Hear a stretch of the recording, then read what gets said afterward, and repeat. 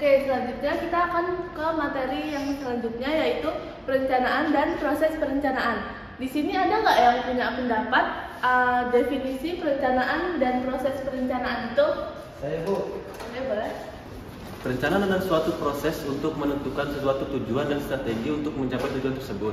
Dalam proses perencanaan meliputi suatu pengambilan keputusan untuk menjawab pertanyaan seperti apa, di mana, bagaimana, kapan, dan berapa. Proses perencanaan juga dapat dilaksanakan secara menyeluruh, misalnya dalam perencanaan korporat, perencanaan strategis, atau perencanaan jangka panjang. Bisa juga dilakukan per divisi atau unit bisnis strategis menjadi rencana divisi atau anak perusahaan tertentu di dalam suatu korporasi yang lebih besar. Kalau menurut saya ya Bu, perencanaan itu adalah proses menentukan apa yang ingin kita capai di masa depan, serta menetapkan tahapan-tahapan untuk mencapainya. Nah, tujuan dari perencanaan itu adalah menentukan apa yang dilakukan, bagaimana caranya, kapan akan dilakukan, serta siapa yang akan melakukannya. Dari definisi-definisi tadi itu, kita juga harus ketahui nih gimana sejarah dari perencanaan wilayah kota di Indonesia ini. Jadi sejarah dari perencanaan wilayah kota yang ada di Indonesia ini, yaitu ini nggak bisa dilepaskan dari sejarah kolonial Belanda yang berlangsung hampir 350 tahun. Pada masa itu tuh perencanaan kota tuh lebih berorientasi pada fisik lingkungannya. Setelah Indonesia merdeka, kota-kota besar mengalami pertumbuhan yang pesat karena migrasi itu banyak yang masuk, terus terjadi baby boom yang turut melanda Indonesia pasca Perang Dunia Kedua.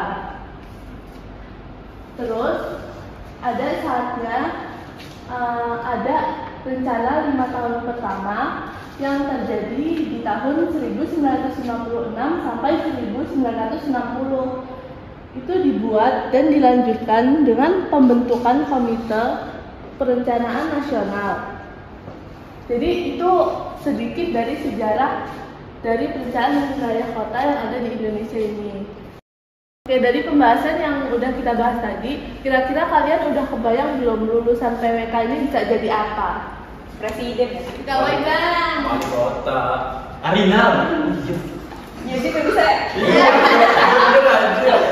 Waduh. Wah parah. Kayak jawaban kalian tuh nggak salah, tapi kurang tepat. Jadi aspek keprofesian dari perencanaan wilayah kota ini lebar, maksudnya luas. Kita bisa di sektor pemerintahan atau sektor swasta.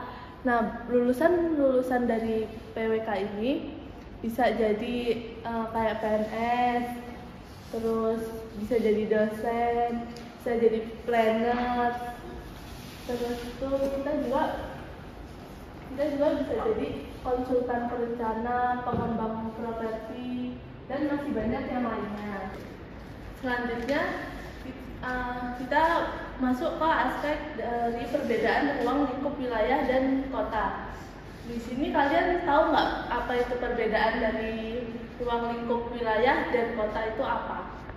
Ya Bu, menurut saya jika kota itu adalah suatu entitas geografis yang umumnya memiliki struktur pemerintah sendiri, seperti pemerintah kota atau dewan kota, kota cenderung memiliki populasi yang lebih besar, infrastruktur yang lebih lengkap dan berfungsi sebagai pusat ekonomi, budaya, dan politik. Sedangkan kawasan perkotaan mencakup wilayah yang lebih luas daripada definisi kota dan termasuk daerah di sekitarnya. Izin nambahin Bu, tadi kan Rido masih tahu tentang kota. Nah, kalau misalkan wilayah itu adalah suatu daerah atau area yang memiliki homogenitas atau persamaan, baik itu yang sifatnya formal ataupun fungsional. Kawasan adalah suatu bagian dari wilayah atau region yang difungsikan untuk hal tertentu. Misalnya pada wilayah perkotaan dijumpai adanya kawasan industri, terus kawasan pemukiman, kawasan perniagaan, dan kawasan perkantoran juga lainnya. Ya benar apa yang kalian katakan. Nah, sekarang kita masuk ke materi selanjutnya, yaitu tentang perencanaan kota yang baik. Perencanaan kota yang baik itu melibatkan berbagai aspek yang harus dipertimbangkan untuk menciptakan lingkungan perkotaan yang berkelanjutan dan berfungsi dengan baik. Salah satu aspek tersebut yaitu ruang terbuka hijau. Nah, di setiap kota itu seharusnya ada ruang terbuka hijau. seperti penyediaan taman, area hijau, dan ruang terbuka yang memungkinkan untuk rekreasi, kesehatan, serta memperbaiki kualitas udara dan lingkungannya. Nah, jika suatu wilayah atau kota itu kekurangan ruang terbuka hijau, itu bisa berdampak negatif. Seperti contohnya ada polusi udara, terus itu pemanasan kota, kesehatan masyarakatnya, terus itu penurunan kualitas hidupnya. Nah, oleh karena itu kehadiran ruang terbuka hijau ini sangat penting untuk menciptakan kota yang sehat dan berkelanjutan. Oke, jadi itu materi kita hari ini. Nah, kebetulan waktunya udah habis, jadi kita selesai materinya ini. Ya, akhiri, wassalamualaikum warahmatullahi wabarakatuh. Waalaikumsalam warahmatullahi wabarakatuh.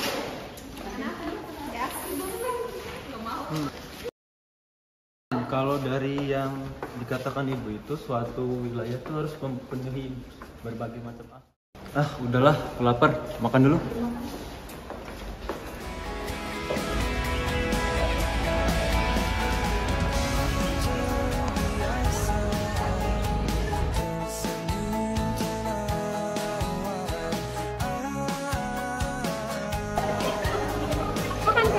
Iya, lapar kali, kita makan dulu.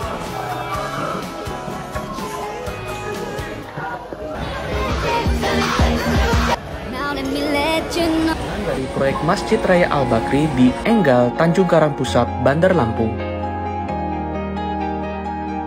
di mana tampak Gor Saburai saat ini sudah rata dengan tanah.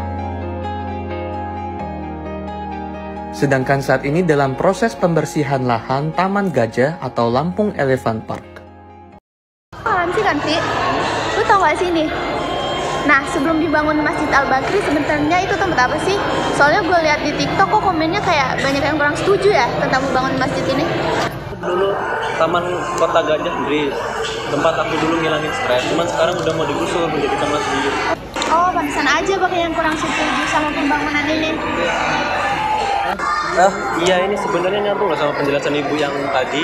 Oh iya, yang kata dibilang sama ibu tadi ya, kalau misalnya suatu wilayah kekurangan lahan terbuka hijau, itu menyebabkan dampak buruk bagi masyarakat dan juga alam. Ya menurut aku sih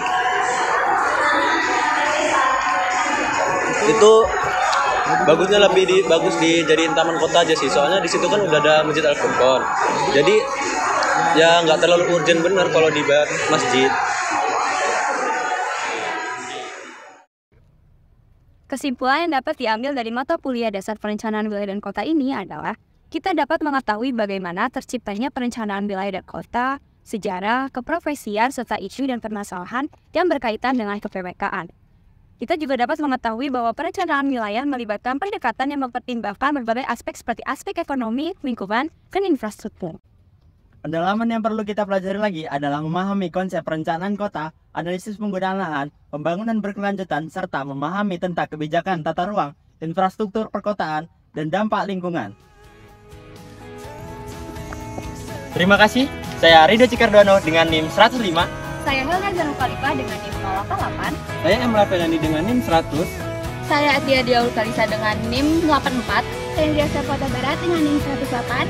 Saya Ifnaini Dwi Fajarini dengan NIM 085. Terima kasih.